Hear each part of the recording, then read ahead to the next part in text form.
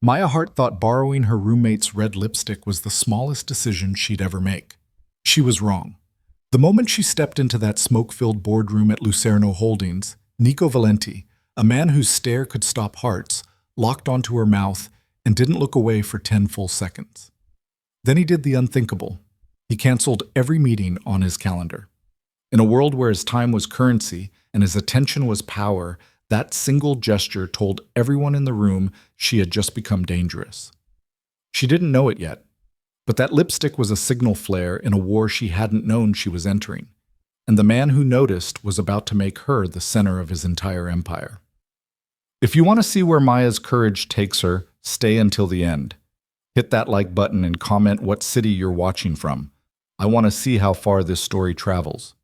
Maya Hart had prepared for her first day at Lucerno Holdings the way any 26-year-old would prepare for a dream job she didn't quite deserve, with panic, 3 outfit changes, and a borrowed tube of red lipstick she'd found rolling around in her roommate Sienna's makeup bag that morning. The lipstick was called Danger. Sienna had laughed when she'd seen Maya holding it. "That's bold for you," she'd said, pouring coffee into a travel mug while Maya stood frozen in front of the bathroom mirror. "You sure you want to go that red on day one?" Maya had twisted the cap back on, hesitating. She usually wore nude gloss, something invisible, something that didn't make her mouth the first thing people noticed. But today felt different. Today, she was walking into one of the most exclusive corporate offices in the city, a place that didn't advertise job openings, didn't conduct interviews in the normal sense, and certainly didn't hire assistants fresh out of graduate school with exactly 14 months of work experience and a resume that was more hopeful than impressive. Lucerno Holdings. Even the name sounded expensive. She'd gotten the job through a referral from Professor Castellano, her academic advisor, who'd made a single phone call on her behalf and then looked at her very seriously across his desk. "This is not a typical executive assistant position, Maya," he'd said. "The work is legitimate, but the environment is intense. You'll be handling sensitive information, confidential materials. If you can't be discreet, don't take the job." She had nodded, eager and naive, and said she could handle it. Now, standing in front of the mirror with Sienna's lipstick in her hand, she twisted the cap off again and swiped the color across her mouth in one smooth stroke. Red, bold, a tiny act of courage. She didn't know it was also a signal flare. Lucerno Holdings occupied the top 12 floors of a steel and glass tower in the financial district, the kind of building that didn't have a lobby so much as a checkpoint. Maya gave her name to the security desk, received a temporary badge, and was directed to the 43rd floor. The elevator was silent, except for the faint hum of expensive machinery. Maya watched the numbers climb and tried to steady her breathing. She'd researched the company obsessively over the past week, but there wasn't much to find. Lucerno Holdings was described in vague terms: investment management, private equity, international consulting. The CEO's name was listed as Nicholas Valenti, but there were no photos, no interviews, no social media presence. A ghost who ran an empire. The elevator doors opened onto a reception area that looked like it had been designed to intimidate. Marble floors, floor-to-ceiling windows overlooking the city. A reception desk made of black granite where a woman with perfect posture and a sharper gaze looked up as Maya approached. "Maya Hart," Maya said, her voice steadier than she felt. "I'm the new executive assistant.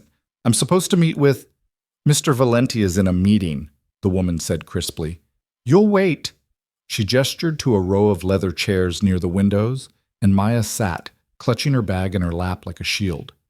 She waited for 40 minutes. Other people came and went, men in dark suits who moved with the kind of confidence that came from knowing they belonged. None of them looked at her. Maya kept her gaze on the windows, watching the city sprawl below, and tried not to feel like she'd made a terrible mistake. Then the door to the boardroom opened. The change in the room was immediate. The receptionist straightened. 2 men in suits who'd been murmuring near the elevators went silent. Even the air seemed to sharpen. Maya looked up, and that was when she saw him. Nico Valenti. He stepped out of the boardroom like a man who owned not just the building, but the gravity inside it. Tall, easily 6'2", with dark hair cut close and a jaw that looked like it had been carved from something unforgiving. He wore a charcoal suit that fit him the way armor fit a soldier, And when he moved, the men around him moved with him, a half step behind, careful not to crowd. Maya's first thought was that he looked expensive. Her second thought was that he looked dangerous. He was speaking to someone, an older man with silver hair who nodded rapidly, taking notes. But then his gaze swept the reception area, casual and assessing, and landed on Maya. She felt the impact like a physical thing. His eyes were dark, not brown, something deeper, almost black. And when they locked onto her face, they didn't move. 10 seconds. That was how long Nico Valenti stared at her. Not at her face, at her mouth. Maya's pulse kicked hard against her ribs. She didn't look away, she couldn't, and she watched something flicker across his expression, something she couldn't name. Interest, maybe. Or recognition, though they'd never met. Then he turned to the silver-haired man beside him and said something low and clipped. The man's eyes widened. All of them? All of them, Nico said, and then he walked toward her. Maya stood without thinking, her bag sliding off her lap and hitting the floor with a soft thud. She bent to grab it, fumbling, and when she straightened, Nico Valenti was 3 feet away. Up close, he was worse. Not worse looking. Worse in the way a storm on the horizon was worse than clear skies. Inevitable, overwhelming, impossible to ignore. "Miss Hart," he said. His voice matched the rest of him.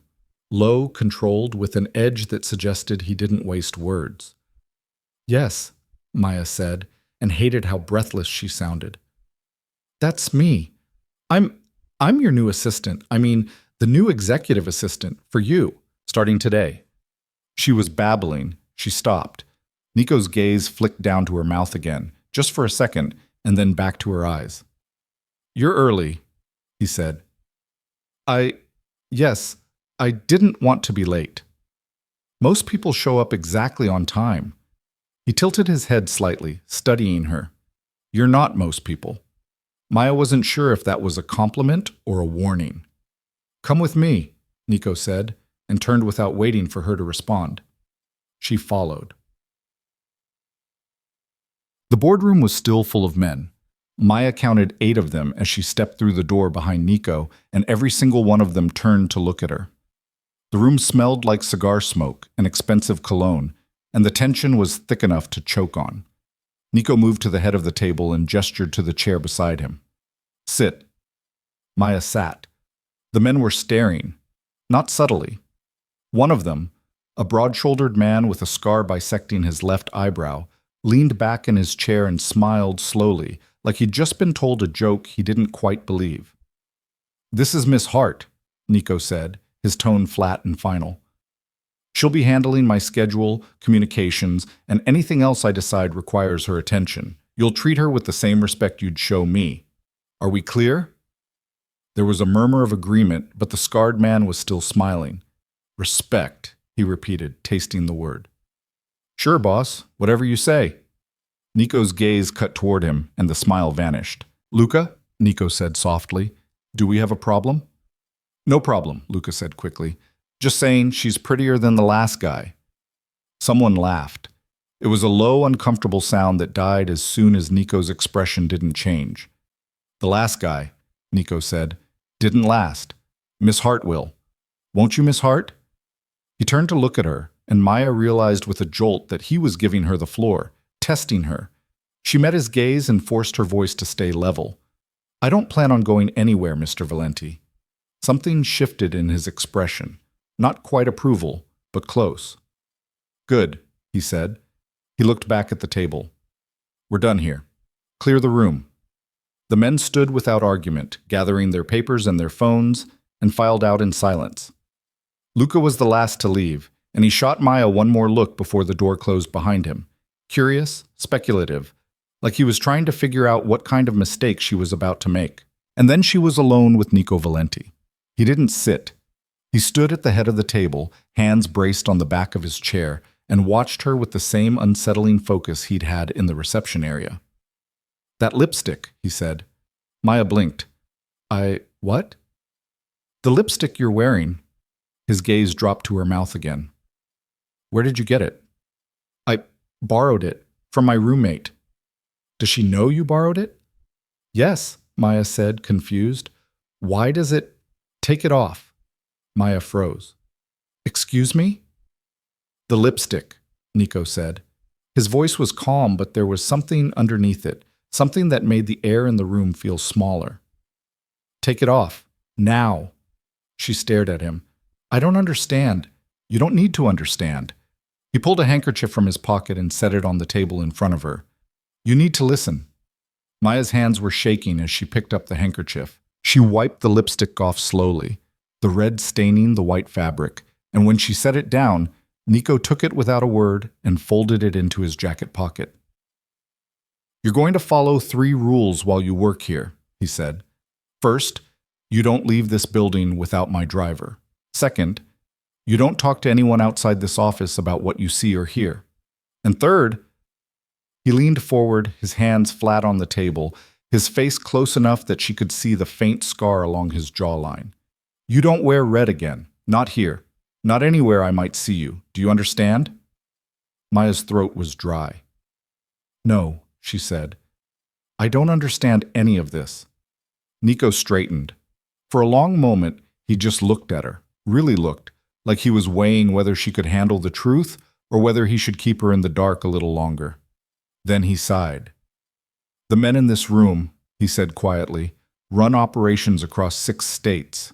They move money, goods, and people through channels most people don't know exist. Lucerno Holdings is the spine that holds it all together, legal on paper, useful in practice. He paused. And you, Miss Hart, just walked into the center of it wearing the exact shade of lipstick that the Corsini family uses to mark their assets. Maya felt the floor tilt beneath her. I didn't, she started, but Nico raised a hand. I know you didn't, he said, which is why you're still sitting here instead of being escorted out by security.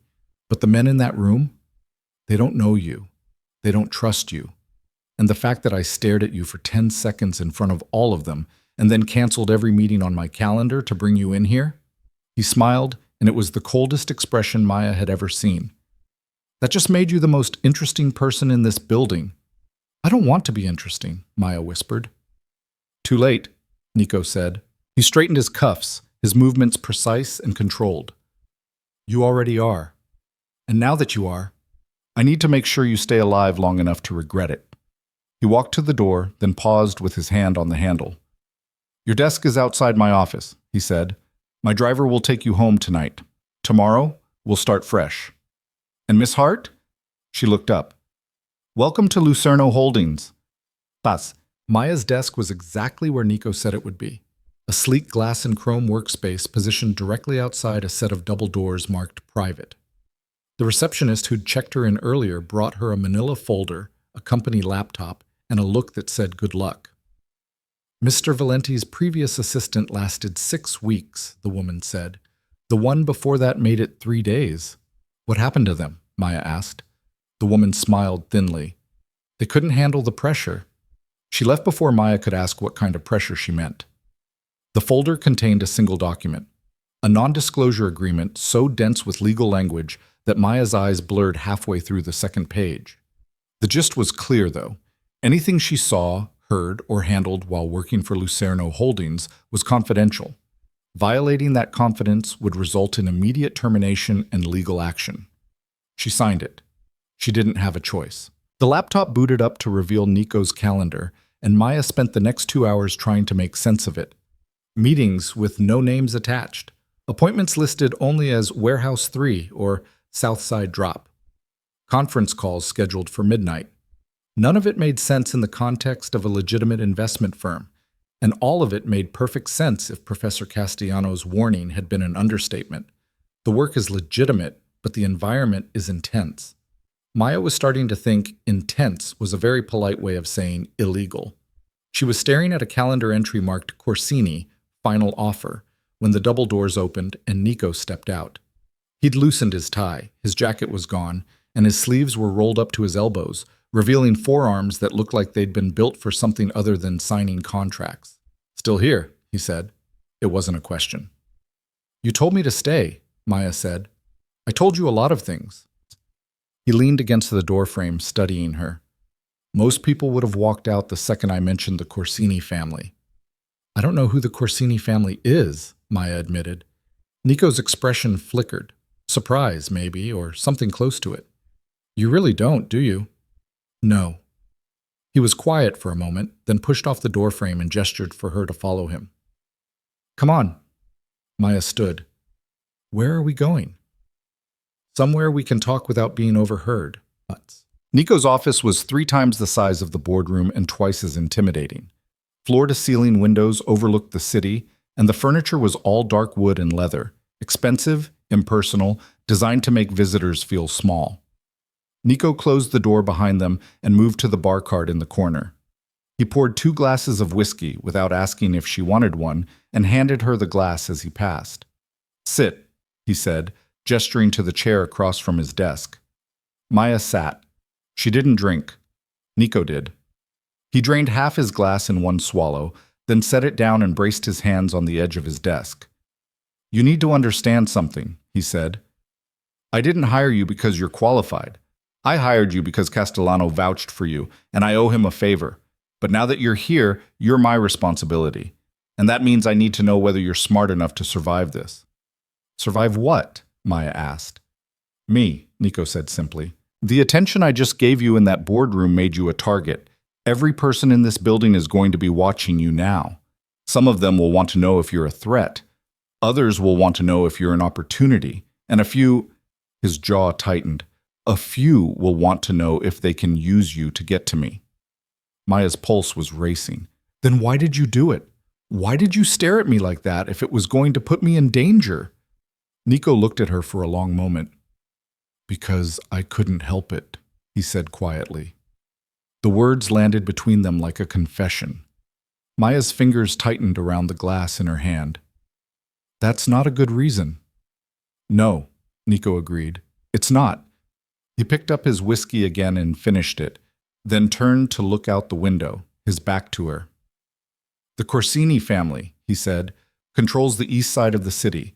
They're one of 5 organizations that use Lucerno holdings to move money without drawing federal attention. We provide them with clean accounts, legal cover, and access to international markets. In exchange, they pay us a percentage and leave our operations alone. He glanced over his shoulder at her. They also have a very specific way of marking things they consider theirs. Red lipstick, always the same shade, always applied the same way. Maya felt sick. And I thought you were either the bravest or the stupidest person I'd ever met, Nico said. Walking in here like that, wearing their color, looking me in the eye like you had every right to be here. He turned to face her fully. And then I realized you had no idea. You were just you. Just me? Maya repeated. Her voice was hollow. Just you, Nico said, which makes this worse. Why? He moved closer, close enough that she had to tilt her head back to meet his gaze. Because if you'd been sent here to spy on me, I could have dealt with it. But you weren't. You're exactly what you seem, smart, nervous, and completely out of your depth. And now I've made you visible. Maya stood, her legs unsteady. Then let me leave. I'll quit. I'll disappear. You can tell everyone it was a mistake. It's too late for that. Nico's voice was flat. The second I canceled those meetings, I told everyone in this building that you matter. And if you walk away now, they'll assume you matter because you know something, which means they'll come after you to find out what. The glass slipped from Maya's hand and hit the floor, whiskey spreading across the hardwood in a dark stain. She didn't move to pick it up. So what am I supposed to do? She whispered. Nico crouched and picked up the glass, setting it on his desk. When he straightened, his expression was unreadable. You stay, he said. You do your job. You follow my rules, and you trust me to keep you alive. Why would you do that? Maya asked. You don't even know me.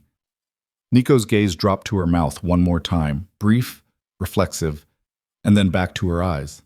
No, he said quietly, but I want to.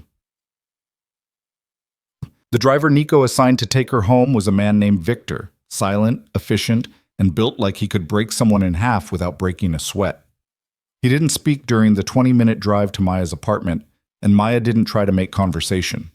She was too busy trying to process what had just happened. When Victor pulled up outside her building, he finally looked at her in the rearview mirror. Mr. Valenti says I'll be picking you up at 7:30 tomorrow morning. I can take the subway, Maya said. Victor's expression didn't change. Mr. Valenti says I'll be picking you up at 7:30 tomorrow morning, he repeated. Maya got out of the car. Sienna was waiting for her when she walked through the door, perched on the arm of the couch, with a glass of wine in one hand and her phone in the other. So? She said, grinning. How was the first day? Did you love it? Did you meet the mysterious CEO? Maya dropped her bag on the floor and sank onto the couch. I need your lipstick back, she said. Sienna blinked. What? The red one. Danger. I need to return it. Maya, what happened? Maya closed her eyes and let her head fall back against the cushions. I have no idea, she said. And that, she realized, was the truest thing she'd said all day. Maya didn't sleep that night. She lay in bed, staring at the ceiling, replaying every moment of the day in her mind. Nico's stare, his voice, the way he'd looked at her when he said, I want to. She didn't know what scared her more, the danger he'd warned her about, or the fact that some small, reckless part of her wanted to stay anyway. At 7:15 the next morning, her phone buzzed with a text from an unknown number. Victor is outside. Don't keep him waiting. Maya dressed in the dark, skipping the makeup entirely, and was in the car by 7:28. Victor didn't comment. When she arrived at Lucerno Holdings, the receptionist handed her a new security badge, permanent this time, and a sealed envelope with her name on it. Inside was a handwritten note. My office. 8 a.m. NV. Maya checked her watch. She had 4 minutes. She took the elevator to the 43rd floor, her heart hammering, and knocked on Nico's door at exactly 8 o'clock. Come in, he called. He was standing by the windows, his back to the door, hands in his pockets. He didn't turn when she entered. Close the door, he said. She did. Lock it. She hesitated, then turned the lock. Nico finally looked at her. He was wearing another suit, navy this time, with a crisp white shirt and no tie. He looked like he hadn't slept either. I've been thinking, he said. Maya waited. You're going to be vetted, Nico continued. Starting today. My people will run a full background check, finances, family, friends, everywhere you've lived, everyone you've dated. They'll go through your phone, your emails, your social media, and if they find anything that suggests you're a risk, you're gone. Maya's stomach twisted. And if they don't? Then you stay, Nico said. But staying means following the rules I gave you yesterday. No exceptions. I understand. Do you? He moved closer, his gaze locked on hers. Because the rules aren't just about keeping you safe, Maya. They're about keeping me in control, and right now, I don't feel very in control. The way he said her name, low, deliberate, like he was tasting it, made something inside her tighten. I didn't ask for this, she said. I know. His voice was almost gentle. But you're here anyway, and now I need to decide whether that's the best thing that's happened to me in years or the worst mistake I've ever made. Maya swallowed hard. Which do you think it is? Nico smiled, and it was nothing like the cold expression from yesterday. This one was real, dangerous. I have no idea, he said, and then he stepped back, breaking the moment, and gestured to the door. Get to work, Miss Hart, he said. We've got a long day ahead. Maya's vetting began within the hour. A woman named Teresa arrived at her desk carrying a tablet and the kind of smile that didn't reach her eyes. She was in her 40s, immaculately dressed, with steel gray hair pulled into a tight bun, and the posture of someone who'd spent years deciding whether people lived or died. Miss Hart, she said pleasantly, I'll need your phone, please. Maya handed it over without argument. She'd already decided that resistance would only make things worse. Teresa scrolled through it with the casual efficiency of someone who'd done this 1,000 times before. Messages, photos, emails, nothing was private. Maya watched her own life reduced to data points and tried not to think about how many embarrassing text conversations with Sienna were currently being cataloged. You don't have much of a digital footprint, Teresa observed. No dating apps, no political posts, very little social media activity at all. I'm not very interesting, Maya said. Teresa looked up, her gaze sharp. Mr. Valenti seems to think otherwise. There was a question buried in that statement, but Maya didn't know how to answer it. She wasn't sure she knew the answer herself. Teresa handed the phone back and made a note on her tablet. I'll need contact information for your immediate family. Parents, siblings, anyone you're close to? Maya's chest tightened. Why? Standard protocol, Teresa said. We need to know who might be leverage. The word landed like a stone.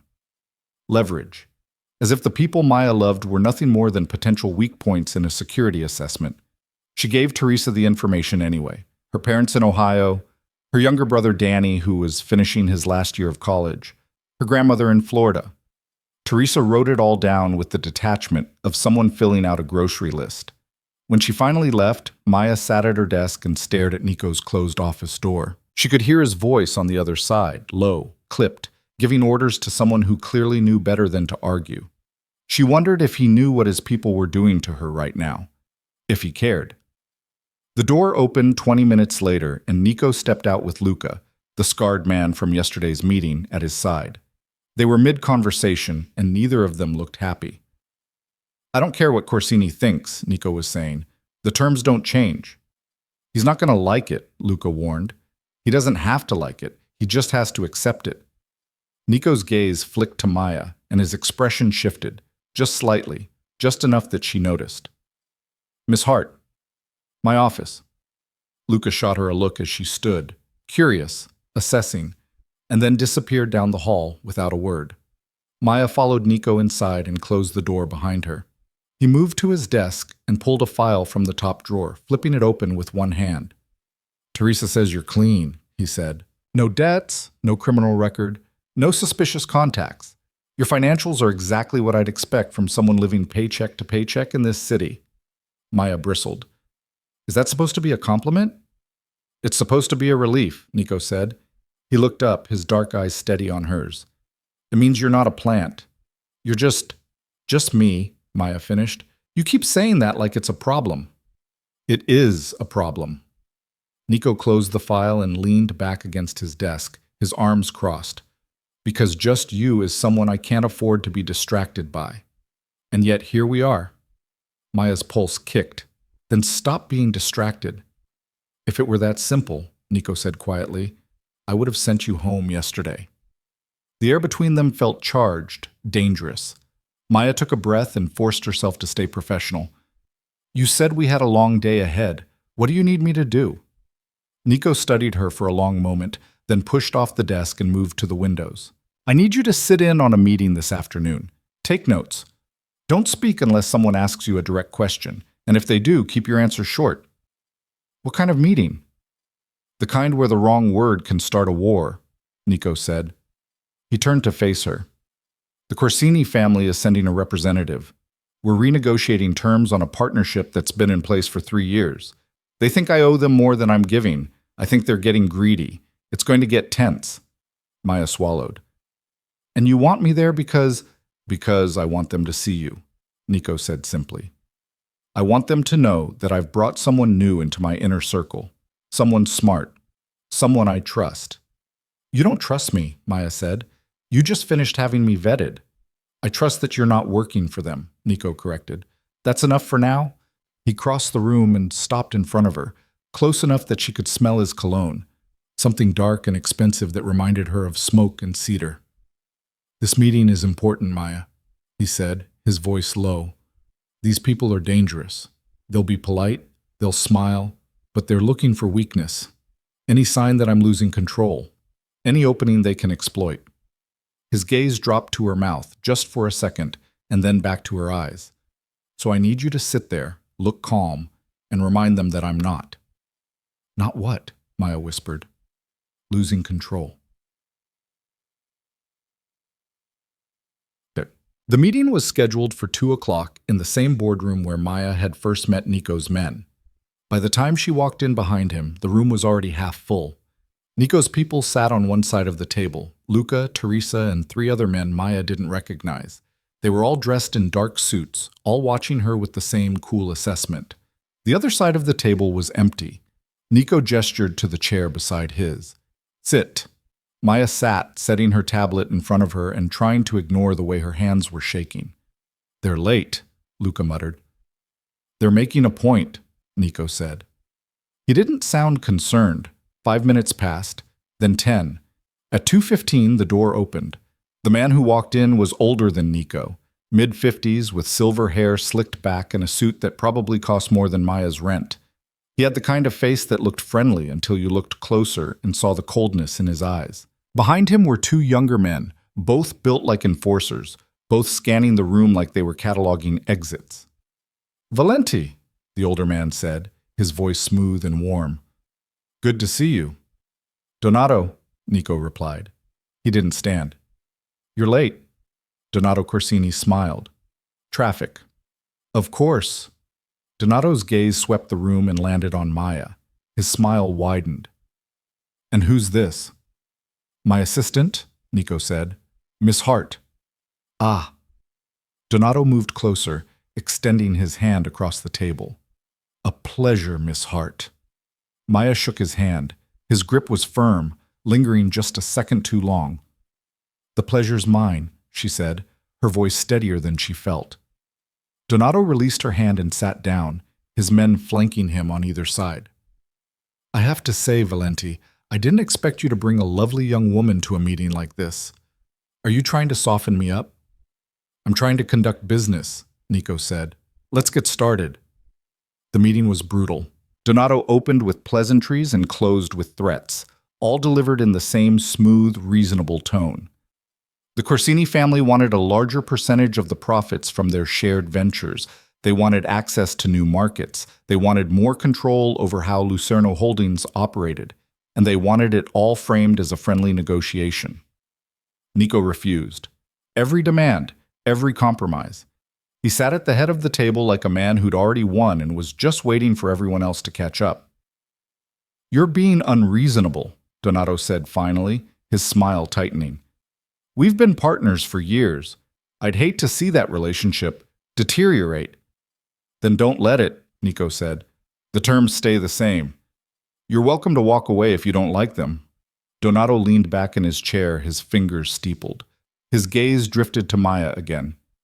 "You know, Valenti, I've noticed something. You're usually very good at keeping your personal life separate from business. But today," he gestured vaguely at Maya, "today feels different."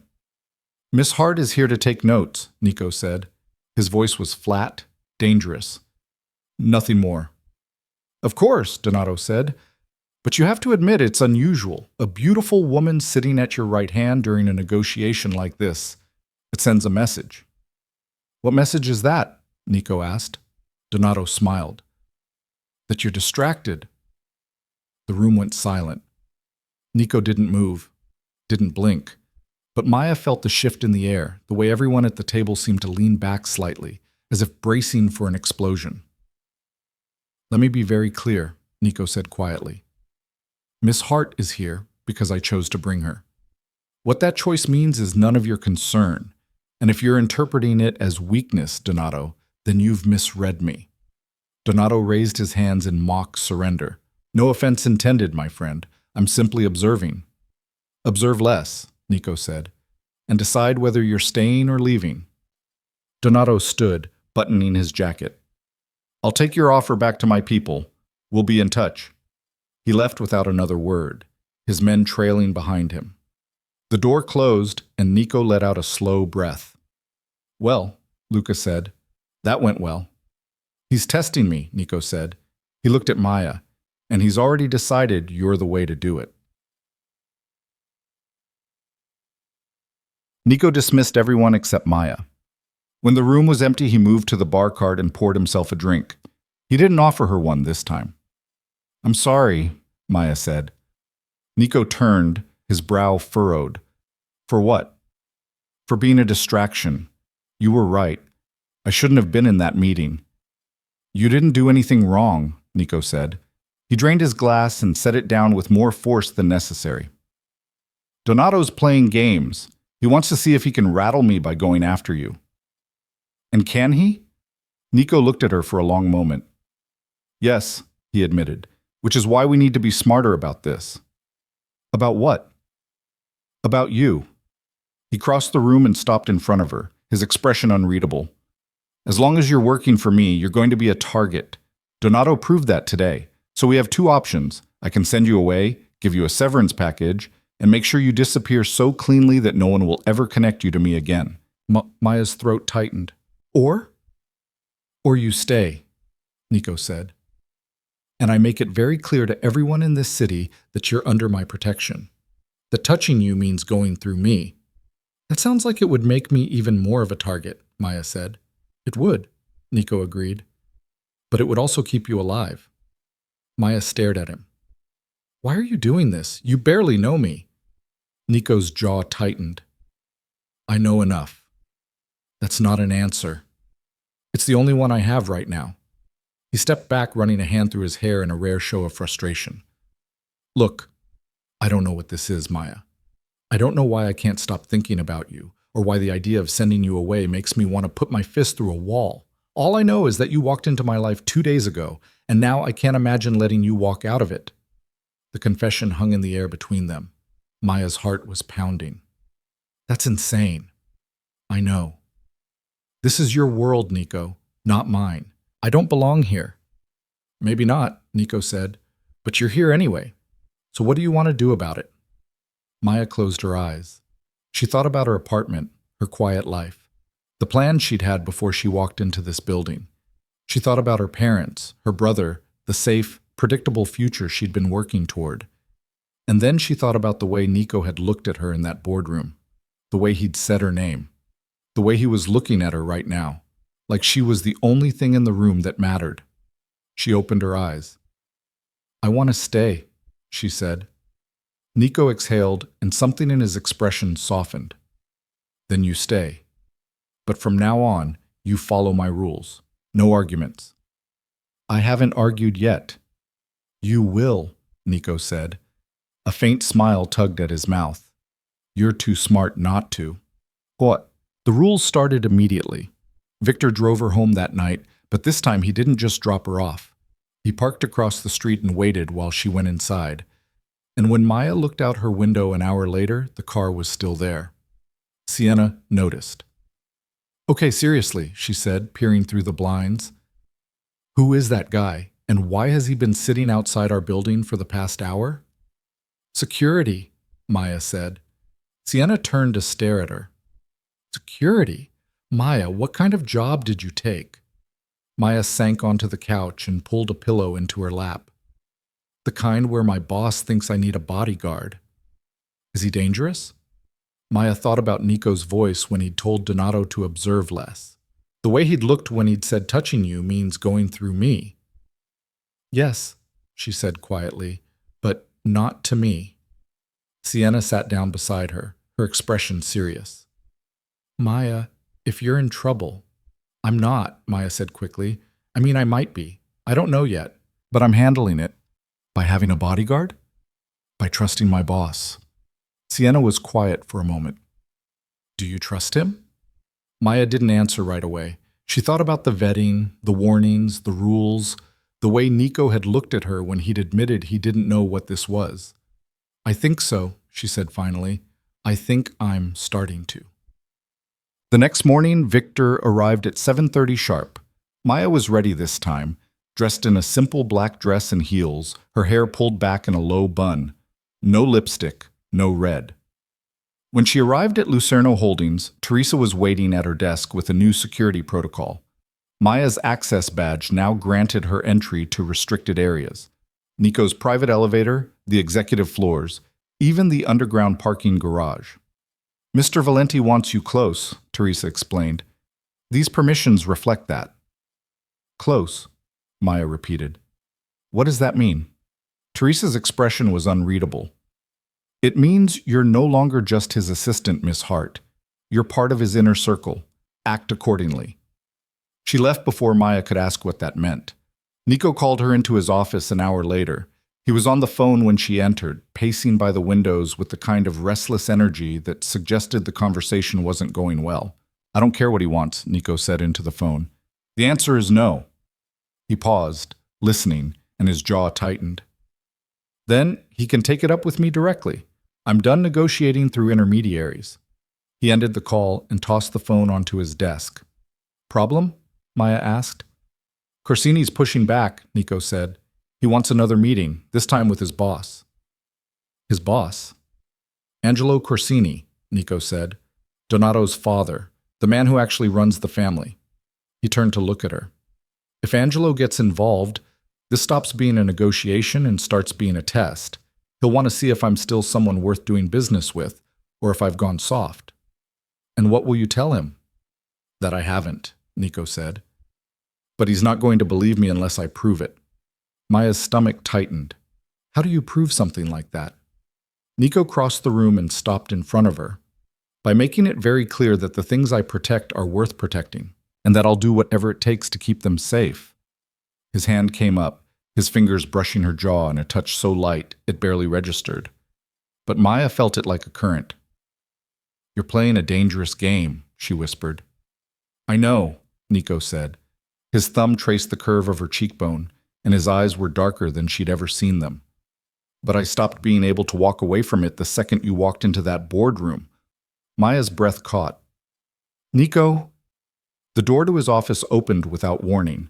Nico stepped back instantly, his expression shuddering, and Maya turned to see Luca standing in the doorway. We've got a problem, Luca said. He didn't look at Maya. Warehouse 3. Someone's missing inventory. Nico's entire demeanor shifted. The man who'd been touching her face a moment ago was gone, replaced by someone cold and lethal. How much? He asked. 3 million, Luca said. Give or take. Nico swore under his breath. He grabbed his jacket from the back of his chair and headed for the door, then paused and looked back at Maya. Stay here, he said. Don't leave this office until I get back. Nico, what's... Stay here, Maya. And then he was gone. Maya waited for 2 hours.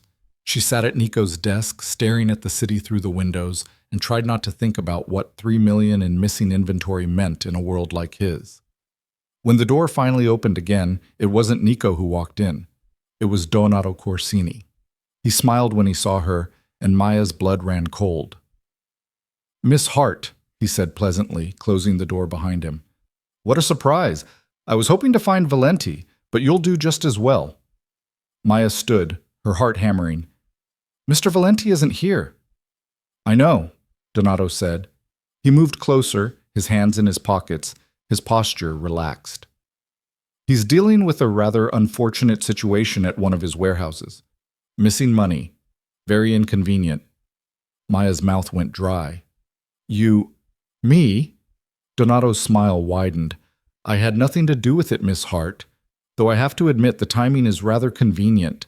Valenti's distracted, running around trying to fix a mess, and I get a few minutes alone with the woman he's so determined to protect. He stopped a few feet away, his gaze sweeping over her. You're very pretty, he said. I can see why he's taken with you, but I wonder, does he realize what he's doing? Bringing someone like you into this world?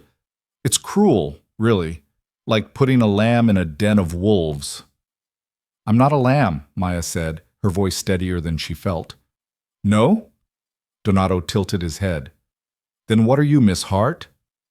Someone you should leave alone. Donato laughed, a genuine, delighted sound. Oh, I like you. You've got spine. That's good. You'll need it if you plan to survive what's coming. What's coming? Maya asked. Donato's smile faded. A war, Miss Hart, between Valenti and my family. He thinks he can dictate terms to us, but he's wrong. And when this is over, he's going to have to choose between his empire and the people he cares about. His gaze locked on hers. I wonder which one he'll pick. The door slammed open. Nico stood in the doorway, and Maya had never seen him look so dangerous. His jacket was gone, his sleeves rolled up, and there was a faint smear of something dark on his knuckles. Get away from her, Nico said, his voice deadly calm. Donato raised his hands. We were just talking. Get away.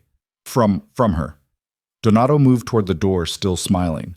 I'll see you at the next meeting, Valenti. We have so much to discuss. He left. Nico crossed the room in 3 strides and pulled Maya into his arms, his hands gripping her shoulders. Did he touch you? Nico demanded. Did he hurt you? No, Maya said. He just talked. Nico, what's happening? Nico's hands tightened on her shoulders. It's starting, he said grimly. And I don't know if I can stop it. Nico didn't let go of Maya's shoulders for a long moment. His grip was firm, almost bruising, and she could feel the tension radiating through his entire body like a live wire about to snap. What did he say to you? Nico asked, his voice low and controlled in a way that made it more frightening than if he'd shouted. Maya forced herself to meet his eyes. He said there's going to be a war between you and his family. He said you'd have to choose between your empire and the people you care about. Nico's jaw clenched so tight she could see the muscle jump beneath his skin. He released her and turned away, his hands curling into fists at his sides. He's right, Nico said quietly. That's exactly what this is. Angelo Corsini is forcing my hand. The missing money wasn't an accident. It was a setup. They're trying to make it look like I can't control my own operations, like I'm losing my grip. Are you? Maya asked. Nico turned back to her, and for the first time since she'd met him, she saw something close to vulnerability in his expression. I don't know, he admitted. A week ago, I would have said no. But now, his gaze moved over her face like he was memorizing it. Now I have something to lose that I didn't have before. The words settled between them, heavy with implication. You barely know me, Maya said, but her voice was softer than she intended. I know enough to understand that letting Donato Corsini get within 10 feet of you was the biggest mistake I've made in years, Nico said. He moved closer, his hand coming up to cup her face. I should have had someone watching this office. I should have locked the door. I'm fine, Maya interrupted. She reached up and covered his hand with hers. He didn't hurt me. He was just trying to get in your head. It worked. Nico's thumb brushed across her cheek. The second Luca told me Donato was in this building, all I could think about was getting back here before he could touch you. I drove 100 miles an hour through the city. I would have killed anyone who tried to stop me. Maya's breath caught. The intensity in his voice was absolute, unshakable, and it terrified her almost as much as it drew her in. What happens now? She asked. Nico dropped his hand and stepped back, the vulnerability disappearing behind the cold mask he wore so well. Now we prepare. Angelo Corsini wants a meeting, a real one this time. All the families at the table. And he's going to use that meeting to put me on trial in front of everyone who matters in this city. A trial for what? For being weak, Nico said. For letting personal feelings compromise business. For caring about something more than power. He moved to his desk and pulled out a phone. Not his usual one, but a burner, Maya realized. He's going to point at you and ask them all if I'm still the man they should be doing business with. And if I can't prove that I am, they'll turn on me. Maya felt cold. Then send me away. Like you said, make me disappear so they can't use me against you. No. The word was flat, final. Nico? No, Maya. He looked up from the phone and his eyes were hard. I told you yesterday that you matter. That hasn't changed, and I'm not going to sacrifice you to save my reputation. Even if it costs you everything? Especially then, Nico said. He dialed a number and brought the phone to his ear. Because if I send you away now, I become exactly what they think I am. Someone who only cares about power. And I'm not that man. Not anymore. The call connected, and Nico's tone shifted into something businesslike and clipped. It's me. I need the safe house ready within the hour. Full security detail. No one gets within a mile of it without clearance. He paused, listening. I don't care what it costs. Just get it done. He ended the call and looked at Maya. Pack a bag. You're not going back to your apartment. What? Nico, I can't just... You can, and you will, Nico said. Donato knows where you live. He probably knew before he ever walked into this building. And if he knows, then everyone else will know soon enough. Your apartment isn't safe anymore. Maya's heart was racing. What about my roommate? What about Sienna? Victor will bring her somewhere secure until this is over, Nico said. She'll be protected, but you're coming with me. Where? Somewhere they can't reach you, Nico said. He crossed the room and stopped in front of her, his expression softening just slightly. I know this is happening fast. I know you didn't sign up for any of this. But I need you to trust me, Maya. Can you do that? Maya looked at him, really looked. She saw the tension in his shoulders, the exhaustion behind his eyes, the way his hands were still clenched like he was holding himself back from pulling her close again. And beneath all of that, she saw something she hadn't expected, fear. Not for himself, but for her. Yes, she said quietly. I trust you. Something in Nico's expression shifted, and he reached out to brush a strand of hair behind her ear. Then let's go. The safe house was 40 minutes outside the city, hidden at the end of a winding private road that cut through dense woods. It was smaller than Maya had expected, a 2-story stone structure with shuttered windows and a wraparound porch that looked like it belonged in a different century. But the security was modern and obvious. Cameras mounted at every corner, motion sensors along the perimeter, and 2 armed guards stationed at the gate. Victor pulled the car into the garage, and Nico helped Maya out before she could process where they were. This is yours? She asked.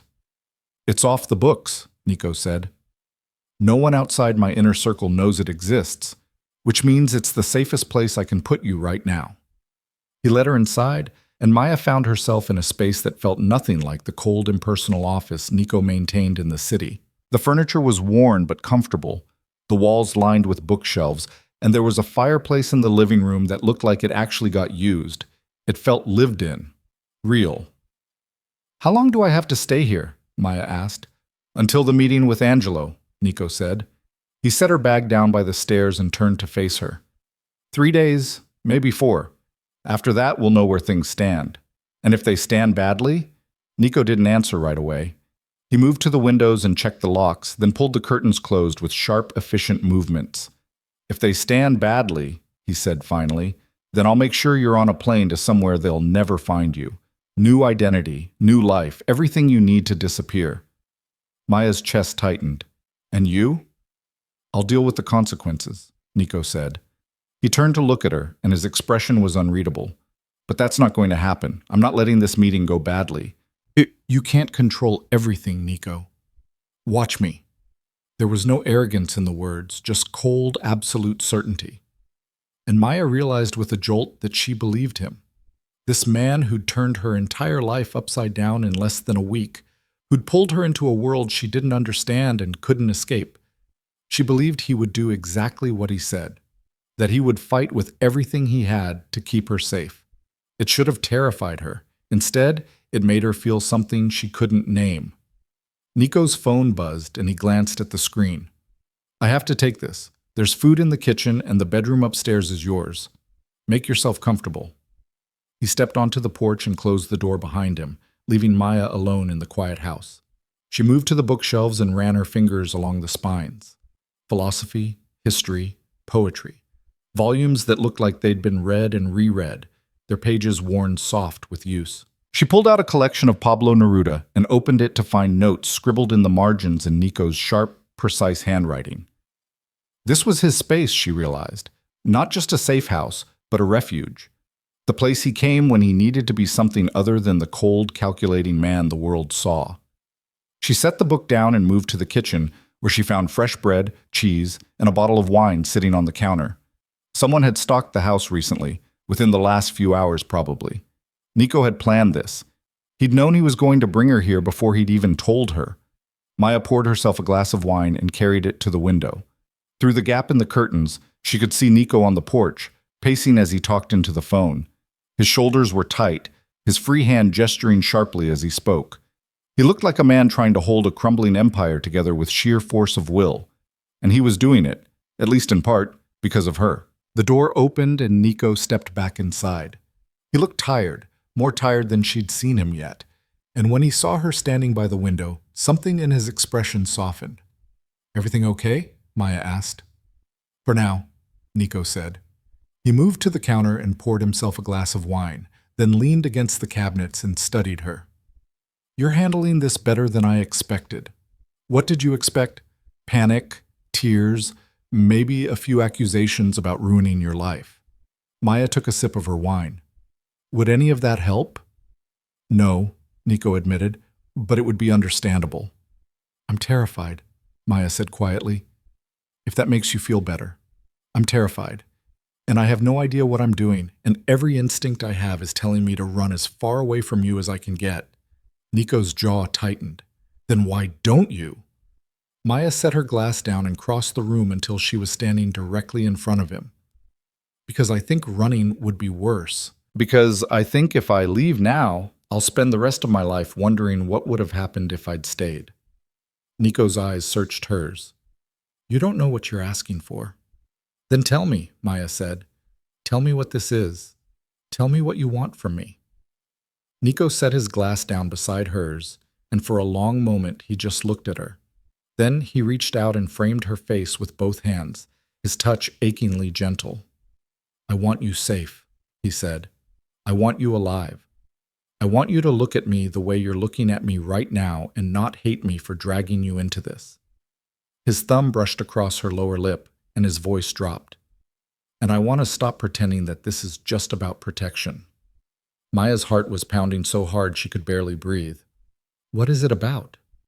You, Nico said simply. It's about the fact that I can't stop thinking about you.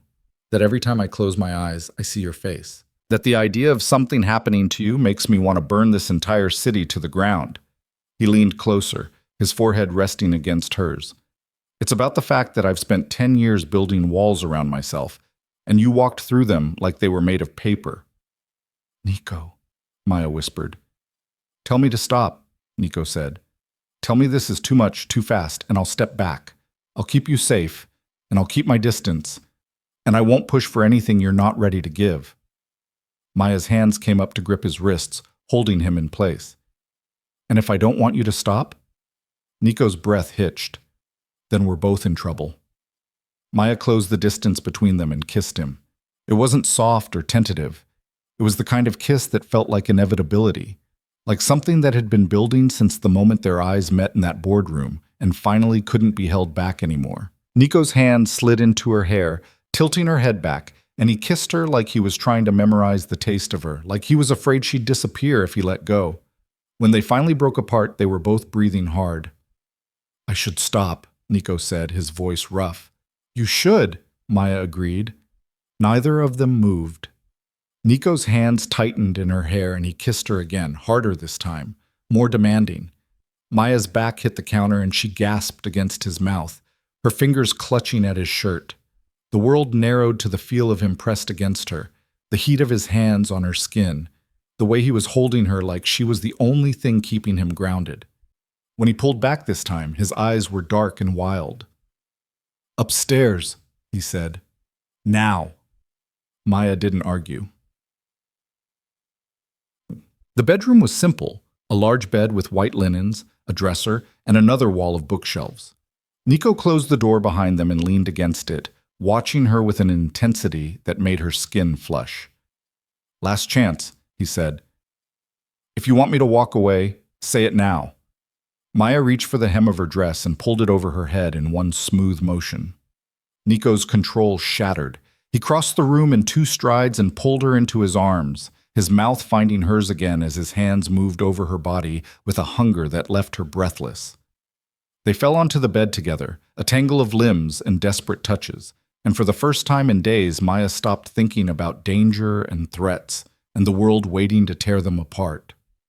All that mattered was this. The way Nico's hands felt on her skin, the way he whispered her name like a prayer, the way he held her afterward like he was afraid she'd vanish if he let go. Tit. Maya woke to the sound of rain against the windows and the warmth of Nico's arm draped across her waist. For a moment, she just lay there, her head on his chest, listening to the steady rhythm of his heartbeat. It felt surreal. 24 hours ago, she'd been sitting at her desk in Lucerno Holdings, trying to make sense of a world she didn't understand. Now she was in a safe house in the middle of nowhere, wrapped in the arms of a man who'd just admitted he'd burned the city down for her. Nico stirred beside her, his hand tightening on her hip. You're awake, he murmured. So are you. I don't sleep much, Nico said. He pressed a kiss to the top of her head. Occupational hazard. Maya tilted her head back to look at him. In the dim light filtering through the curtains, he looked younger somehow, less guarded, more human. Do you regret this? She asked. No. The answer was immediate, absolute. Do you? I don't know yet, Maya said honestly. Ask me again when this is over. Nico's expression darkened. It might not be over for a long time, Maya. This life I live, it doesn't come with an expiration date. The threats don't stop. The danger doesn't go away. I know. Do you? Nico sat up, pulling her with him, and framed her face with his hands. Because once we leave this house and face Angelo Corsini, there's no going back. You'll be mine in the eyes of everyone who matters, and that means you'll be a target for the rest of your life. Maya's throat tightened. What if I don't want to be yours? What if I just want to be me? Then I'll let you go, Nico said quietly. I'll hate it, and it'll destroy me, but I'll let you go, because you deserve better than this. Better than me. Maya searched his eyes and saw the truth there. He meant it. If she asked, he would walk away. He would keep her safe and let her disappear, even if it killed him. But she didn't ask. Instead, she kissed him, soft and slow, and full of the kind of certainty she hadn't known she was capable of. I don't want better, she said against his mouth. I want you. Nico exhaled like she'd just given him something he didn't know he needed. Then you've got me, he said. For better or worse. The next 2 days passed in a strange, suspended kind of peace. Nico worked from the safe house, taking calls on his burner phone and coordinating with Luca and Teresa while Maya explored the bookshelves and tried not to think too hard about what was coming. He cooked for her, simple, perfect meals that tasted like comfort, and they ate together at the small kitchen table while rain hammered the roof. They talked about things that had nothing to do with crime or danger, her childhood in Ohio, his obsession with poetry, the fact that they both hated the same pretentious art film everyone else seemed to love. It felt normal. Almost. But the tension was always there, humming beneath the surface. Every time Nico's phone rang, Maya saw his shoulders tighten. Every time he looked at her, she saw the fear he was trying to hide. On the third night, Nico came downstairs after a particularly long call and poured himself a drink without saying a word. Bad news? Maya asked. Maya. Angelo moved the meeting up, Nico said. He drained the glass in one swallow. Tomorrow night. He's not giving me any more time to prepare. Maya's stomach dropped. What does that mean? It means he's confident, Nico said. He thinks he's already won. He set the glass down and turned to face her. The meeting's at a neutral location, one of the old warehouses on the east side. All 5 families will be there. And they're going to want answers. Answers about what? About you, Nico said. About the missing money. About whether I'm still someone they can trust. He moved closer, his expression grim. And I need to give them those answers in a way that leaves no room for doubt. Maya stood and crossed to him, her hands finding his. What are you going to say? The truth, Nico said. That you're mine. That anyone who touches you answers to me.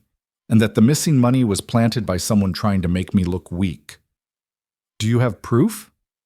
Not yet, Nico admitted. But I will by tomorrow night. Luca's following a lead on the transfer. If we can trace it back to whoever set me up, we can turn this around. And if you can't? Nico's hands tightened on hers. Then I improvise. Bob. The next day was a blur of preparation. Nico spent hours on the phone, his voice clipped and commanding as he coordinated with his people. Teresa arrived at the safe house with files and laptops, and she and Nico went over every detail of the upcoming meeting with the kind of precision that made Maya's head spin. She stayed out of the way, sitting in the living room with a book she wasn't really reading, and tried not to let the anxiety eat her alive. When evening came, Nico found her on the porch, staring out at the darkening woods.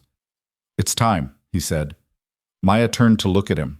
He was dressed in a dark suit, his hair combed back, his expression cold and controlled. He looked like the man she'd met in that boardroom a week ago. Dangerous, untouchable, lethal. But when he looked at her, the mask slipped just enough that she could see the man underneath. I need you to stay here, Nico said. Victor and 2 of my best men will be with you. If anything goes wrong, if you hear anything, see anything that doesn't feel right, you get in the car and you drive. You don't wait for me. You don't look back. You just go. Understood? Maya's chest tightened. Nico, promise me, Maya. She swallowed hard. I promise. Nico stepped closer and pulled her into his arms, holding her so tightly she could barely breathe. "I'm coming back," he said into her hair. "I swear to you, I'm coming back." Maya clung to him, her face pressed against his chest. "You'd better." When he finally pulled away, he kissed her, long and deep and full of everything he couldn't say. And then he was gone. Dicta. The hours that followed were the longest of Maya's life. She sat in the living room with Victor stationed by the door, watching the clock tick past 8, then 9, then 10. Nico had told her the meeting would take 2 hours, maybe 3. It had been 4. Her phone buzzed at 11:15, and Maya grabbed it so fast she almost dropped it. It was a text from an unknown number. "He's alive. But you need to see this." Luca attached was a photo. Maya opened it, and her blood turned to ice. It was a grainy security camera image of a man in a Lucerno Holdings jacket standing in a warehouse, handing a briefcase to someone whose face was obscured. The timestamp read 3 weeks ago. The man in the jacket was someone Maya recognized from the boardroom, one of Nico's own people. She looked up at Victor. "We need to get to that meeting, now." Victor's expression didn't change. "Mr. Valenti said—" "I don't care what he said," Maya snapped. "Someone in his inner circle is the leak. If he doesn't know, he's walking into a trap." Victor hesitated for only a second. Then he pulled out his phone and made a call. "We're moving," he said. The warehouse was a nightmare of shadows and tension when they arrived. Maya could hear raised voices before she even got out of the car, Nico's, sharp and cold, cutting through the chaos. Victor led her inside, and Maya's breath caught. The warehouse was full of men, dozens of them, all armed, all watching the center of the room where Nico stood facing Angelo Corsini. Angelo was older than his son, with white hair and the kind of face that had seen too much violence to ever look kind. He was smiling. "Your assistant," Angelo said, his voice carrying across the room. "The one you've been so determined to protect. Tell me, Valenti, what is she to you? A weakness? A distraction? Or just proof that you've finally lost your edge?" Nico's expression was deadly calm. "She's none of your concern." "Oh, but she is," Angelo said, "because the moment you brought her into your world, you made her everyone's concern. And now we have to decide if you're still the man we thought you were, or if you've become a liability." "I'm not a liability," Nico said. His voice was low, dangerous. "And if you think I am, then you're welcome to test that theory." The room went silent. And then Maya saw it. The man from the photo, standing just behind Nico, his hand moving toward his jacket. "Nico!" she screamed. Nico spun, but he was too slow. The man pulled a gun, and everything exploded into violence. The gunshot cracked through the warehouse like thunder, and Maya's scream died in her throat as she watched Nico move. He was faster than the traitor expected. Nico's hand shot out and caught the man's wrist, twisting it with brutal efficiency until the gun clattered to the concrete floor. The man, Marcus, Maya remembered his name now, tried to wrench free, but Nico drove his elbow into Marcus's face with enough force that Maya heard the crunch of breaking bone even from across the warehouse. Marcus dropped like a stone. The entire room erupted. Men reached for weapons, shouting overlapping orders and accusations, and Victor's hand clamped down on Maya's arm, pulling her back toward the entrance. "We need to leave," Victor said urgently. "Now!" But Maya couldn't move. She was frozen, watching Nico stand over Marcus's unconscious body, his chest heaving, his knuckles already darkening with blood.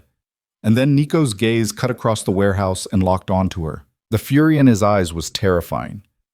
"I told you to stay at the safe house," Nico said, his voice carrying over the chaos with absolute authority. The room went silent. Every man in the warehouse turned to look at Maya, and she felt the weight of their attention like a physical force. "I had to warn you," Maya said, her voice shaking. "He's the leak. Marcus, I saw the security footage. He was the one who moved the money." Angelo Corsini, who'd been standing off to the side with his arms crossed, let out a low whistle.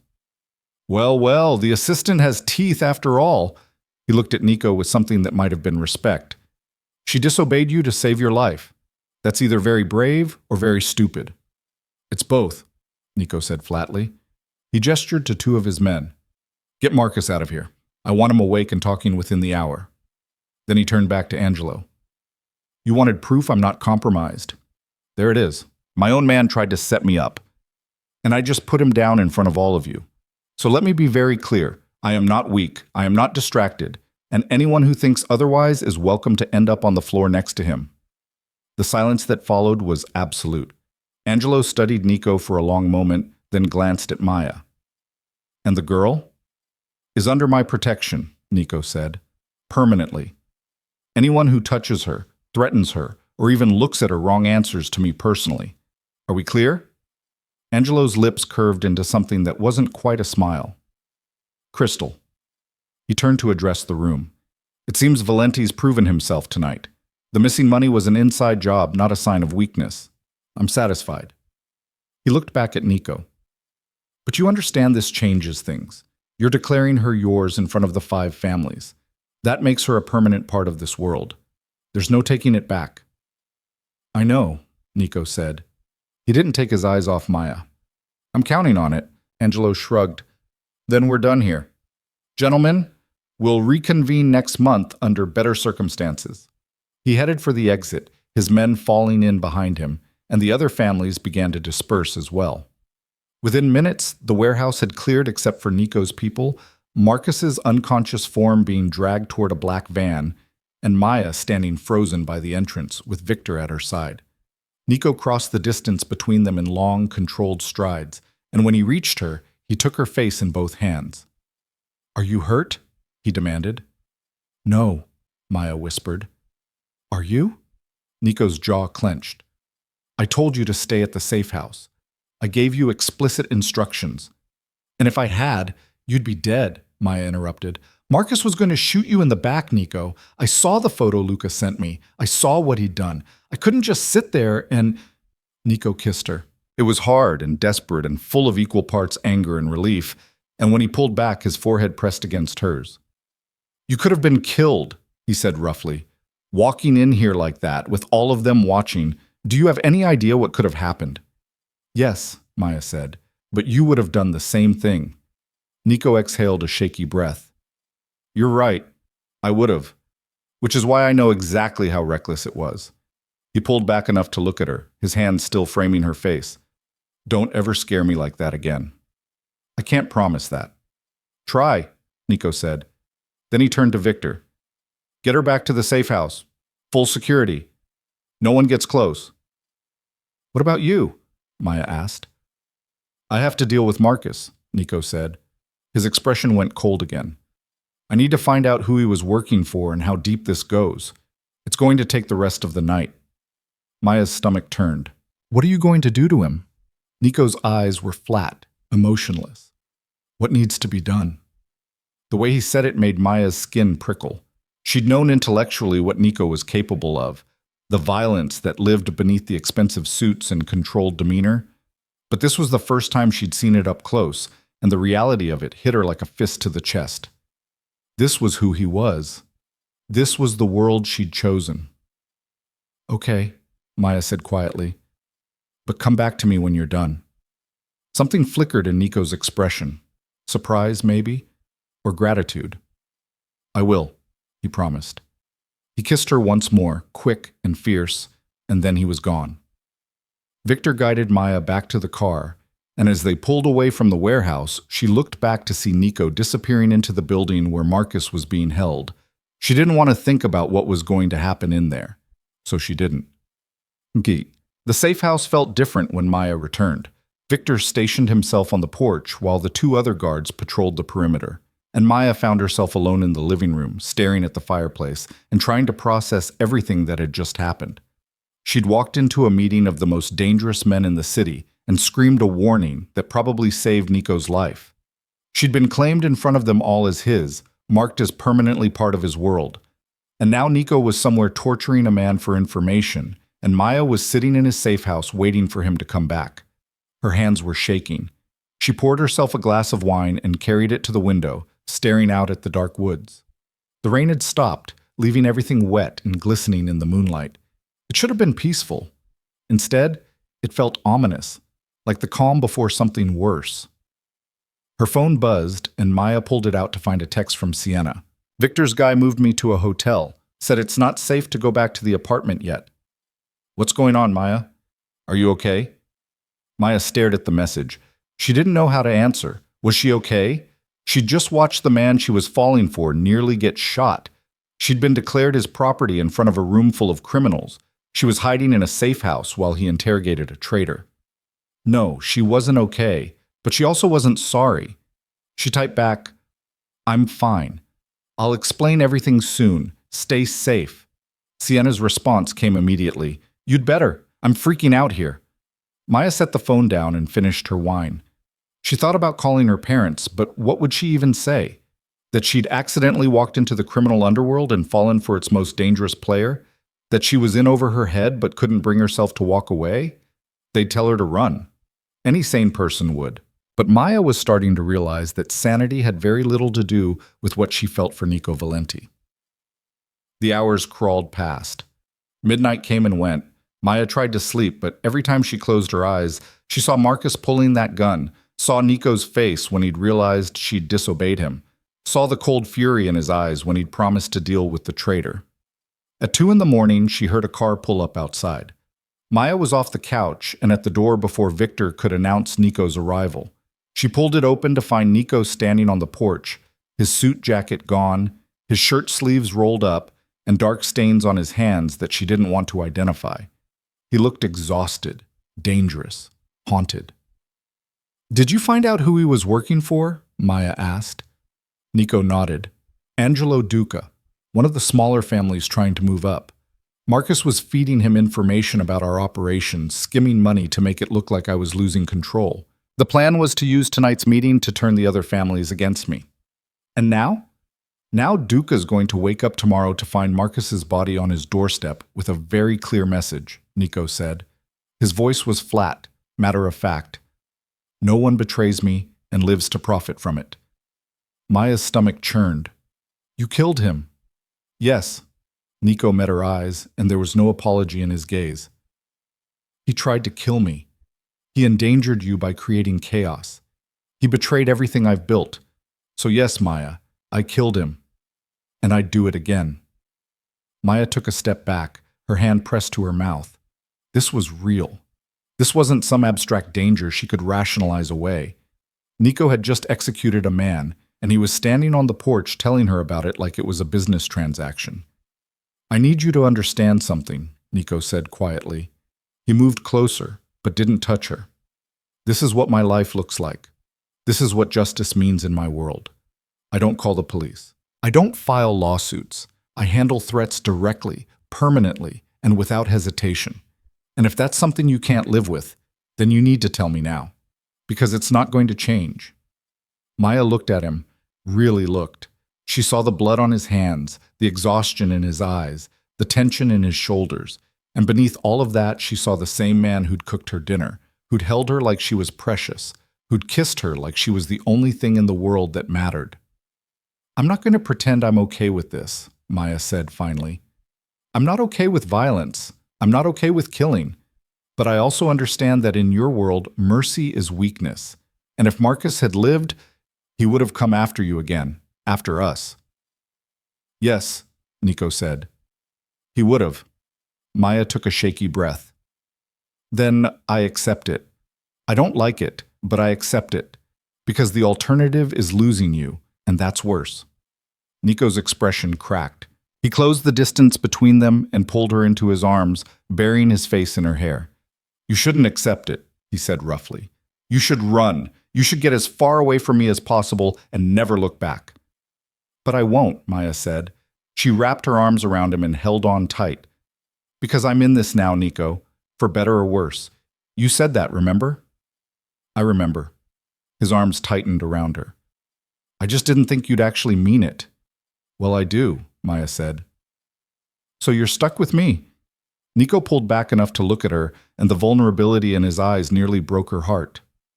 "I need to clean up," he said. "And then I need to hold you for a very long time. Can you give me that?" "Yes," Maya said. "Take all the time you need." "Yeah." Nico disappeared into the bathroom, and Maya heard the shower turn on. She moved to the kitchen and started making coffee, her hands still trembling slightly. When Nico emerged 20 minutes later, his hair was damp, his skin scrubbed clean, and he was wearing fresh clothes, jeans and a dark t-shirt that made him look younger, more human. He found her sitting at the kitchen table with 2 cups of coffee, and he slid into the chair across from her. "Thank you," he said quietly. "For what?" "For staying." Nico reached across the table and took her hand. "For not looking at me like I'm a monster." "You're not a monster," Maya said. "You're a man doing what he has to do to survive in a world that doesn't forgive weakness." "That's a very generous interpretation." "It's the truth," Maya said. She squeezed his hand. "What happens now? Is it over?" Nico shook his head. "Not yet. Angelo Corsini accepted my explanation tonight, but he's going to want proof that Duca was behind the setup. I'll need to provide evidence, financial records, testimony from Marcus before he died, something concrete. And even then, there's going to be fallout. Duca's family won't take his death lying down." "So we're still in danger." "You're still in danger," Nico corrected, "which is why you're staying here until I can neutralize the threat completely." Maya frowned. "How long will that take?" "A week, maybe 2. Nico's thumb brushed across her knuckles. "I know it's asking a lot, but I need to know you're safe while I clean this up." "And what about you?" Maya asked. "Who keeps you safe?" Nico smiled faintly. "I've been taking care of myself for a long time, Maya. I'll be fine." "That's not an answer." "It's the only one I have," Nico said. He stood and pulled her to her feet, wrapping his arms around her waist. "Come to bed. We both need sleep." Maya let him lead her upstairs, and they collapsed onto the bed together, still fully clothed. Nico pulled her against his chest, his hand stroking through her hair, and for the first time in days, Maya felt herself start to relax. "Tell me something," she said quietly. "Something about you that no one else knows." Nico was silent for a long moment. "I never wanted this life," he said finally. "When I was young, I wanted to be a teacher. History, maybe, or literature. I wanted to spend my days with books and students, not blood and violence." Maya tilted her head back to look at him. "What happened?" "My father happened," Nico said. His voice was distant, hollow. "He ran the family business before me. And when he died, I inherited everything, the operations, the debts, the enemies.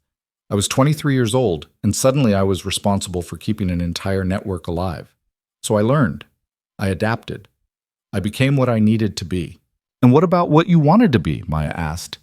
"I buried it," Nico said, "because wanting things, personal things, soft things, makes you vulnerable. And vulnerability gets you killed in this world." Maya's chest ached. "Is that why you've been alone all these years?" "Yes." Nico's arms tightened around her. "Until you." "I'm scared, Nico," Maya whispered. "I'm scared of what happens next. I'm scared of losing you. I'm scared of what this life is going to turn me into." "I know," Nico said. "I'm scared too. But we're going to figure it out together, one day at a time." Maya closed her eyes and let herself believe him. The next week passed in a strange limbo. Nico left early each morning and returned late at night, always exhausted, always tense. He was building the case against Angelo Duca, gathering evidence and testimony, coordinating with the other families to ensure they understood the truth. Maya stayed at the safe house with Victor and the guards, reading through Nico's bookshelves and trying to maintain some semblance of normalcy. Teresa visited twice to brief her on security protocols, and Luca stopped by once with updates on the investigation. "We found the transfer records," Luca told her, sitting across from her at the kitchen table while Nico was on a call in the other room. "Marcus moved $3 million through 6 different accounts before it landed in one of Duca's shell companies. The paper trail's airtight." "So Nico can prove it wasn't his fault," Maya said. "Yeah," Luca said, "but proving it and surviving the aftermath are 2 different things. Duca's not going to go down without a fight." Maya's stomach tightened. "What kind of fight?" Luca's expression was grim. "The kind that gets bloody. The kind where people like you end up as collateral damage." He leaned forward. "You need to understand something, Maya. Nico's putting everything on the line for you, his reputation, his relationships, his position with the families. If this goes wrong, he loses everything, and he's doing it anyway because he can't stand the thought of you getting hurt." "I didn't ask him to do that," Maya said quietly. "Doesn't matter," Luca said. "He's doing it anyway. So you'd better be worth it." The words stung, but Maya couldn't argue with them. She didn't know if she was worth the risk Nico was taking. She didn't know if anyone could be. But she was trying to be. On the 8th night, Nico came back to the safe house earlier than usual. Maya heard the car pull up just after sunset, and when he walked through the door, his expression was different, lighter, almost relieved. "It's done," he said. Angelo Corsini reviewed the evidence and agreed that Duca was responsible. "They're handling him internally, which means the heat's off me." Maya's breath caught. "So we're safe?"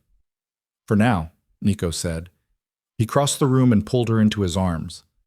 "Duca's been removed from power, and the other families are satisfied. But there's always going to be someone looking for an opening, Maya. That's the nature of this world." "I know," Maya said. She pressed her face against his chest. "But at least we have tonight." Nico's laugh was soft, almost bitter. "We have more than tonight. We have as long as you're willing to stay." Maya pulled back to look at him. "What if I want to stay forever?" Nico's expression went very still. "Don't say that unless you mean it." "I mean it," Maya said. Her voice was steady, certain. "I'm not going anywhere, Nico. Not unless you send me away." Nico's hand came up to cup her face, his thumb brushing across her cheek. "I'm never sending you away," he said. "Not for anything." And then he kissed her, and Maya let herself fall into the certainty of it, the knowledge that whatever came next, they'd face it together. 2 days later, Nico took Maya back to the city. They drove through the early morning light, the skyline rising in the distance, and Maya felt a strange mix of relief and anxiety. The safe house had been a refuge, a place outside the chaos where she and Nico could exist without the weight of his world pressing down on them. But now they were going back. "Where are we going?" Maya asked as Victor navigated through unfamiliar streets. "My place," Nico said. "The penthouse. It's secure, and it's time you saw where I actually live." The building was in the financial district, all glass and steel and understated wealth. Victor pulled into the private garage, and Nico led Maya to an elevator that required both a keycard and a fingerprint to activate. The penthouse took up the entire top floor. Floor-to-ceiling windows overlooked the city, and the space was filled with the same dark, expensive furniture that populated Nico's office. Except here, there were personal touches. Photographs on the mantle, books stacked on the coffee table, a guitar leaning against the wall in the corner. "You play?" Maya asked, gesturing to the guitar. "Used to," Nico said, "before I got too busy." Maya moved to the windows and stared out at the sprawling city below. From up here, it looked beautiful, orderly, peaceful, full of light. It was impossible to see the darkness underneath, the violence that simmered just beneath the surface. "What about my apartment?" she asked. "My things?" "Victor already moved everything here," Nico said. He came up behind her and wrapped his arms around her waist. "Your roommate's been relocated to a safer building, rent-free for the next year. Compliments of Lucerno Holdings." Maya leaned back against him. "You've thought of everything." "I try," Nico said. His lips brushed against her temple. "I need you to understand what this means, Maya. You're living with me now, in my space, under my protection. The people who matter in this city are going to know that, and they're going to draw their own conclusions." "Let them," Maya said. She turned in his arms to face him. "I'm not afraid of being yours, Nico." "You should be," Nico said quietly, "because the people who want to hurt me are going to come after you. They're going to try to use you against me, and I can't always be there to stop them." "Then teach me," Maya said. "Teach me how to survive in your world. Don't just protect me, prepare me." Nico studied her for a long moment, and then he nodded slowly. "Okay. Starting tomorrow, you'll train with Victor. Self-defense, situational awareness, how to recognize threats. And Teresa will teach you how to navigate the politics. Who you can trust, who you avoid, how to read a room." "And what will you teach me?" Maya asked. Nico's smile was slow, dangerous. "How to be ruthless when you need to be. How to survive when everything's falling apart. How to protect the people you love even when it costs you everything. Maya's breath caught. Is that what I am to you? Someone you love? Nico's hand came up to frame her face. Yes, he said simply. I know it's too soon. I know it doesn't make sense, but yes, Maya, you are. Maya's eyes stung with sudden tears. I love you too, she whispered. I think I have since the moment you stared at me in that boardroom and I forgot how to breathe. Nico kissed her then, deep and claiming and full of promise. And when he pulled back, his eyes were blazing. Then marry me, he said. Maya froze. What? Marry me, Nico repeated. Not someday. Not when things calm down. Now. Because I want everyone in this city to know that you're mine and I'm yours, and there's no going back. Nico, that's insane, Nico supplied. I know, but everything about this has been insane from the start, and I'm tired of pretending there's a version of this where I let you go. So marry me, Maya. Say yes. Maya stared at him, her heart racing, her mind spinning. Every rational part of her was screaming that this was too fast, too much, too dangerous. But the part of her that had walked into that warehouse to save his life, that had stayed when any sane person would have run, that had fallen in love with a man who lived in shadows and violence, that part didn't hesitate. Yes, she said. Yes, I'll marry you. Nico's smile was blinding. He swept her up into his arms and spun her around, and for the first time since this whole thing started, Maya felt something that might have been joy. They were married 3 days later in the library of the safe house, with only Luca and Teresa as witnesses. Nico wore a dark suit, and Maya wore a simple white dress that Teresa had somehow procured overnight. There was no priest, no official ceremony, just vows spoken in low voices while rain drummed against the windows. I promise to protect you, Nico said, his hands holding hers. To stand between you and anything that tries to hurt you. To build a life with you that's worth all the chaos it took to find you. Maya's voice was steady. I promise to stay, to not run when things get hard, to be your partner in everything, even the things that scare me, to love you even when the world tells me I shouldn't. Luca produced rings, simple platinum bands that fit perfectly. And when Nico slid one onto Maya's finger, she felt the weight of it like a brand. You're mine now, Nico said softly. Forever. And you're mine, Maya replied. Don't forget it. They sealed the vows with a kiss, and just like that, Maya Hart became Maya Valenti. The world outside didn't stop. The threats didn't vanish. The danger was still real, still waiting. But for the first time, Maya wasn't afraid, because she wasn't alone anymore. The first month of marriage passed in a careful dance between Maya's old life and her new reality. She kept her position as Nico's executive assistant, partly because walking away would have raised questions, partly because she'd discovered she was genuinely good at managing the legitimate side of his empire. The contracts, the meetings, the endless paperwork that kept Lucerno Holdings running. Maya had a gift for seeing patterns, for connecting dots that others missed. It was that gift that saved them both. She was working late one evening in Nico's home office, reviewing financial reports while he was across town meeting with the Corsini family about new partnership terms. The numbers had been bothering her for days. Small discrepancies in the accounts, transfers that didn't quite match the documented agreements. Nothing large enough to trigger automatic alerts, but consistent enough to form a pattern. Maya pulled up 6 months of records and started cross-referencing. What she found made her blood run cold. Someone was skimming again. Not millions this time, just thousands here and there, carefully distributed across dozens of accounts to avoid detection. But the methodology was identical to what Marcus had done before Nico killed him, which meant someone else was involved, someone who'd learned from Marcus's mistakes. Maya grabbed her phone and called Nico, but it went straight to voicemail. She tried Luca next. Mrs. Valenti, Luca answered, and Maya still wasn't used to hearing that name applied to her. What's wrong? I found something in the accounts, Maya said, her fingers flying across the keyboard as she compiled the evidence.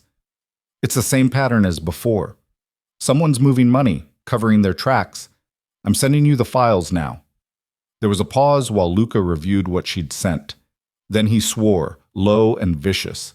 This isn't one of ours. The account structures are wrong. This is external. What does that mean? It means someone outside Nico's organization has access to our systems, Luca said. Someone with enough knowledge to mimic Marcus's approach, but smart enough not to get greedy. Maya, where's Nico right now? Meeting with the Corsinis at the usual location. Why? Because if someone has access to our accounts, they have access to his schedule, Luca said. And the Corsinis are the only family that would benefit from... The line went dead. Maya's heart stopped. She tried calling back, but Luca didn't answer. She tried Nico again. Nothing. Her hands were shaking as she pulled up the security feeds for the building where Nico's meeting was taking place. The cameras showed the usual setup. Nico's car in the underground garage, 2 guards stationed at the entrance. Everything normal. Except it wasn't normal. Maya zoomed in on the timestamp and felt her stomach drop. The feed was looped, the same 30 seconds of footage playing over and over, masked to look like real-time surveillance. Someone had cut Nico off from his security team. Someone had walked him into a trap. Maya was out of her chair and running for the door before she'd fully processed the thought.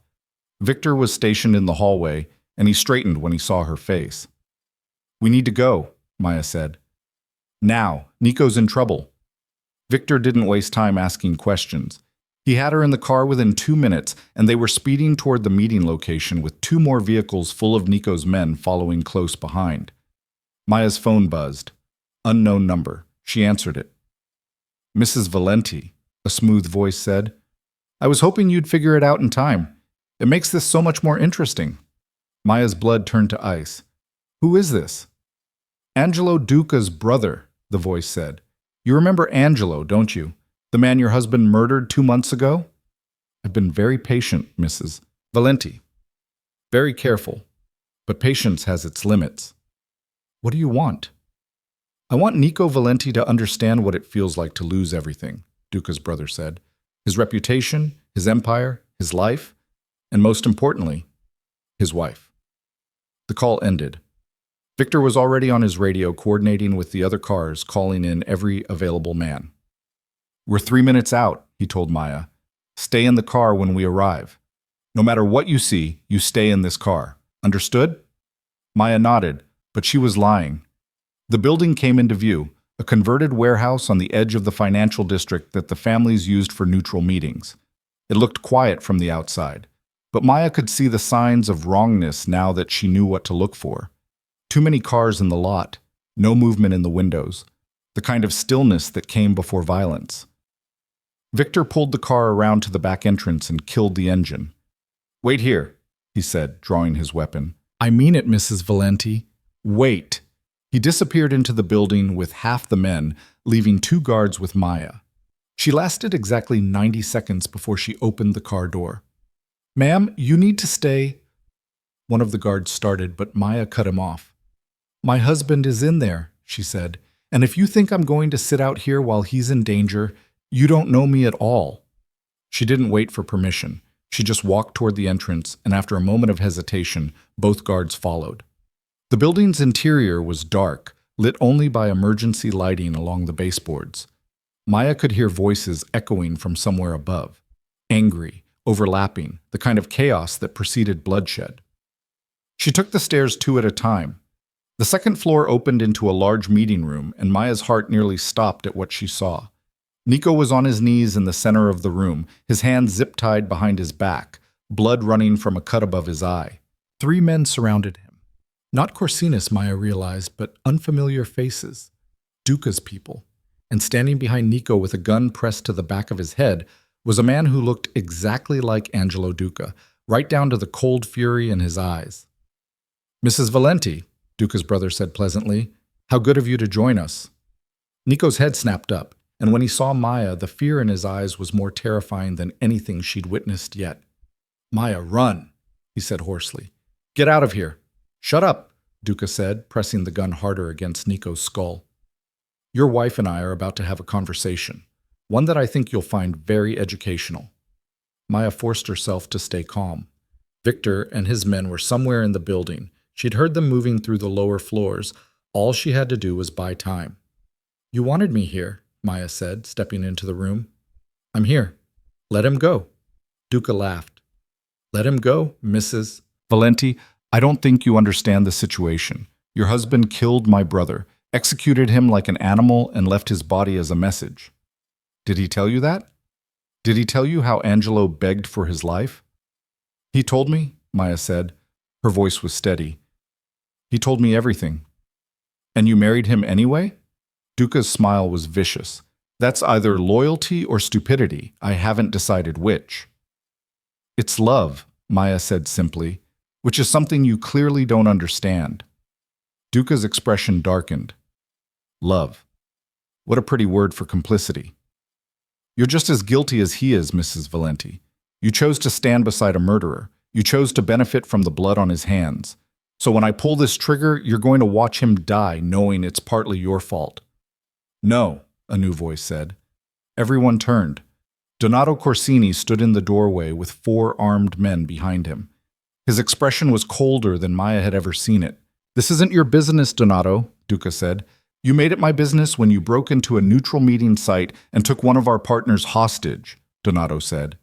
He moved into the room slowly, his hands visible, non-threatening. Angelo Duca was dealt with according to the laws we all agreed to. He betrayed Valenti, and Valenti executed him. That should have been the end of it. It's not the end, Duca spat. It won't be the end until Valenti's dead. Then you're going to have to go through all of us, Donato said, because the 5 families have reviewed the evidence. We know what Angelo did, and we've agreed that his death was justified. Duca's gun hand wavered. You're protecting him? We're protecting the system, Donato corrected. If we let every vendetta play out to its bloody conclusion, there won't be anything left for any of us. So here's what's going to happen. You're going to put the gun down, walk away, and never come near Valenti or his wife again. Or we end you right here, right now. For a long moment, no one moved. Then Duca shifted the gun away from Nico's head and pointed it at Maya instead. If I can't have justice, Duca said, then I'll settle for revenge. Everything happened at once. Nico lunged sideways, his shoulder catching Duca's legs and sending him stumbling. The gun went off, the shot going wide, and Maya dropped to the floor as chaos erupted around her. Donato's men opened fire on Duca's people. Victor and Nico's guards burst through the far entrance, and somewhere in the middle of it all, Nico got his zip-tied hands under his feet and came up fighting. Maya stayed low, crawling toward the wall, her ears ringing from the gunfire. She saw Nico reach Duca, saw them grapple for the gun, saw the moment Nico got his hands around Duca's throat and squeezed. It was over in seconds. Duca went limp, and Nico let him drop. Then Nico turned, his eyes wild and desperate, scanning the room until he found Maya. Are you hurt? He demanded, crossing to her in 3 strides. Someone had cut his zip ties, and his hands were on her face, her shoulders, checking for injuries. Maya, answer me. I'm fine, Maya said. Her voice sounded distant, shocked. I'm okay. Nico pulled her into his arms and held her so tight she could barely breathe. She could feel him shaking, could hear his heart hammering against her ear. You weren't supposed to be here, he said roughly. You were supposed to stay safe. I saved your life, Maya pointed out.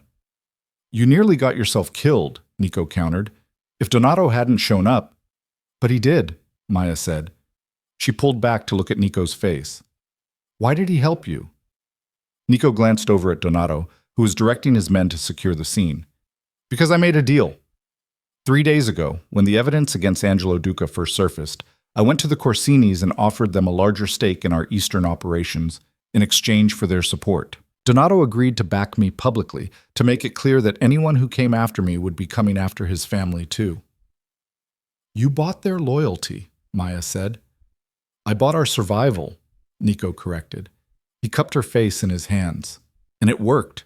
With the Corsini's backing, the other families fell in line. Duca's brother was acting alone, without sanction. Which means this really is over. Maya wanted to believe him, but she'd learned enough about Nico's world to know that nothing was ever truly over. What about the money? She asked. The skimming I found? That was Duca's brother funding his revenge, Luca said, appearing at Nico's side. He had a cut on his cheek and his suit was torn, but he was grinning. He'd been stealing from us for weeks, building up resources. But now that he's dead, the accounts revert to us. We actually come out ahead. Nico looked at Maya with something like awe. You found the pattern. You're the one who realized what was happening. I told you I wanted to be your partner, Maya said. That means all of it. The business, the danger, the decisions. I'm not just going to sit quietly and look pretty while you handle everything. Nico's laugh was rough, almost disbelieving. You're extraordinary. Do you know that? I'm learning, Maya said. Donato approached them, stepping carefully around the bodies on the floor. Valenti? Mrs. Valenti? I trust this settles our accounts? More than settles them, Nico said. He extended his hand. You have my gratitude, Donato, and my word that the Corsinis will have priority on the Eastern deals. Donato shook his hand. See that we do. He glanced at Maya. Your wife has spine, Valenti. I wasn't sure at first, but she proved me wrong tonight. Congratulations on finding someone worthy of you. When Donato and his men had left, Victor coordinated the cleanup while Nico led Maya out of the building. The night air was cold, shocking after the heat and chaos inside, and Maya gulped it down like she'd been drowning. I need to make a call, Nico said quietly.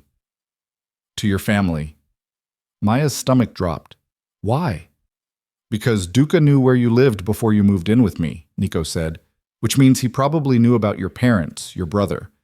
I've had people watching them since the first threat surfaced, but I need to tell them the truth. I need to explain what you've gotten into because of me. Maya's throat tightened. They're going to hate you. Probably, Nico agreed, but they deserve to know. And if they want you to leave me, to go back to Ohio where it's safe, I'm not leaving you, Maya interrupted. I don't care what they say. Nico's expression was pained. You should care. They're your family. So are you, Maya said. She took his hand. We'll tell them together, and we'll make them understand. The call happened 2 days later, after Nico had arranged for Maya's parents and brother to be flown to the city under heavy security. They met in Nico's penthouse, and Maya watched her mother's face go pale as Nico explained exactly who he was and what his business entailed. You're telling me my daughter is married to a criminal, her father said flatly. Yes, Nico said. He didn't flinch. I run operations that exist outside the law. I make decisions that involve violence, and I've put Maya in danger by bringing her into my world, but I've also sworn to protect her with my life, and I mean it. Maya's brother Danny was staring at Nico like he'd sprouted horns. This is insane. Maya, you can't actually be okay with this. I am, Maya said quietly. I know it sounds crazy. I know you're scared for me, but I love him, and I choose this life, even knowing what it costs. Her mother started crying. We raised you better than this. We raised you to make smart choices, to stay safe. You raised me to be strong, Maya interrupted gently. To stand up for what I believe in, even when it's hard. And I believe in him, Mom. I believe in us. The conversation lasted for hours. There were tears, arguments, moments where Maya thought her parents might actually drag her out of the penthouse by force. But slowly, painfully, they began to accept it. Not approve, but accept. If anything happens to her, Maya's father said to Nico at the end of the night, his voice shaking with emotion, I will find a way to make you pay. I don't care who you are or what you're capable of. If anything happens to her, Nico said quietly, I won't be alive to pay, because I'll have died protecting her. It wasn't comfort, but it was truth, and somehow that was enough. 6 months later, Maya stood in front of the mirror in Nico's bedroom, their bedroom now, truly, and stared at her reflection. She looked different than she had the day she'd walked into Lucerno Holdings wearing borrowed red lipstick. Stronger, sharper. The soft edges had been worn away by months of navigating a world that didn't forgive weakness, and what remained was someone Maya was still learning to recognize. She wore a black dress tonight, elegant and expensive, her hair swept up in a style that made her look older, more sophisticated. And on her left hand, alongside her wedding band, was a ring Nico had given her last week. A blood diamond, he'd called it, with a dark humor that had made her laugh. A symbol of the world they lived in. You ready? Nico asked, appearing in the doorway.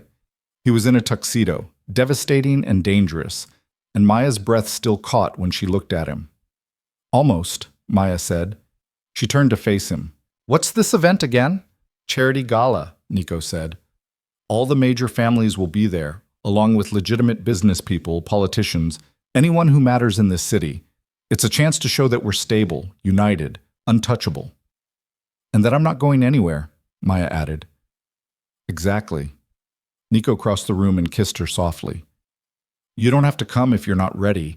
I can make excuses. I'm ready, Maya said. I've been training with Victor for months. I can read a room, spot a threat, handle the politics, and more importantly, I'm not afraid anymore. Nico's eyes searched hers. Not even a little? Terrified, Maya admitted. But I've learned that fear and courage aren't opposites. They're partners. And I'd rather be terrified and by your side than safe and alone. Nico's smile was slow, genuine. Have I told you lately that you're the best thing that ever happened to me? Not in the last hour, Maya said. But I'll accept it now. They arrived at the gala to a sea of camera flashes and curious stares. Maya had been to events like this before as Nico's assistant, but never as his wife, never as someone who mattered in her own right. The night passed in a blur of introductions and careful conversations. Maya met the wives of the other family heads, women who looked at her with varying degrees of suspicion and respect. She danced with Nico, played the role of devoted partner, and watched him navigate the complex web of alliances and rivalries that kept his world spinning. And she realized something that should have surprised her but didn't. She was good at this. Later, when they were alone on the balcony overlooking the city, Nico pulled her close. There's something I need to tell you, he said. Maya's stomach tightened. What? Donato Corsini approached me tonight. He wants to propose a new partnership, something bigger than what we've done before. It would expand our operation significantly, but it would also mean more exposure, more risk. What did you tell him? That I'd talk to my wife first, Nico said, because you're not just along for the ride anymore, Maya. You're part of this. Your opinion matters. Maya looked out at the city spread below them, glittering and vast. Somewhere down there were people living normal lives, making safe choices, following the rules. And for a moment, she let herself imagine what that would be like. Then she turned back to Nico. What do you think we should do? She asked. I think we should take the risk, Nico said. I think we should build something that lasts. Not just for us, but for the family we might have someday. Maya's breath caught. Family. Nico's hand moved to rest on her stomach, gentle and possessive. Only if you want it, only if you're ready. Maya covered his hand with hers. I want it, she said. I want all of it. The partnership with Donato, the expansion, the future. I want to build a life with you that's bigger than either of us could have imagined. Nico kissed her then, deep and claiming, and Maya felt the last piece of herself that had been holding back finally surrender. This was her life now. Dangerous, complicated, beautiful in ways she'd never expected. And she wouldn't trade it for anything. 1 year later, Maya Valenti gave birth to a daughter in a private hospital with security that rivaled a military installation. They named her Lyra, after the constellation, a point of light in the darkness. Nico held his daughter for the first time with hands that had killed men, and Maya watched his expression transform into something she'd never seen before. Wonder, joy, fear so profound it was almost reverence. She's perfect, he whispered. She's ours, Maya said. And we're going to protect her, both of us, together. Nico looked up at her, and in his eyes, Maya saw their entire future. The challenges they'd face, the threats they'd overcome, the life they'd build in the spaces between violence and love. I never wanted this world for myself, Nico said quietly. But I'm grateful every day that it led me to you. Maya reached out and took his hand. The lipstick was red, she said with a small smile. Danger. That's what the color was called. I remember. Do you regret it? Staring at me that day? Canceling all those meetings? Nico looked at their daughter, then back at Maya. Not for a second. Good, Maya said, because neither do I. Years later, when Lyra was old enough to understand, Maya would tell her the story of how her parents met. She'd leave out the violence, soften the danger, but she'd keep the heart of it intact. That sometimes the bravest thing you can do is choose love when the world tells you to choose safety. That courage isn't about not being afraid, it's about being terrified and showing up anyway. And she'd tell Lyra about a tube of borrowed red lipstick that changed everything. The color was called Danger, and it was the most honest warning Maya had ever ignored. She'd walked into Nico Valenti's life wearing it, and she'd stayed long enough to discover that danger, when chosen with clear eyes and a strong spine, could transform into something else entirely. Home, partnership, love. The kind of love that didn't erase the darkness, but learned to carry light through it, the kind that lasted. And in the end, that single swipe of red lipstick didn't ruin Maya's life the way a safer person might have feared. It revealed her spine, showed her what she was capable of, and led her to a man who needed her courage as much as she needed his protection.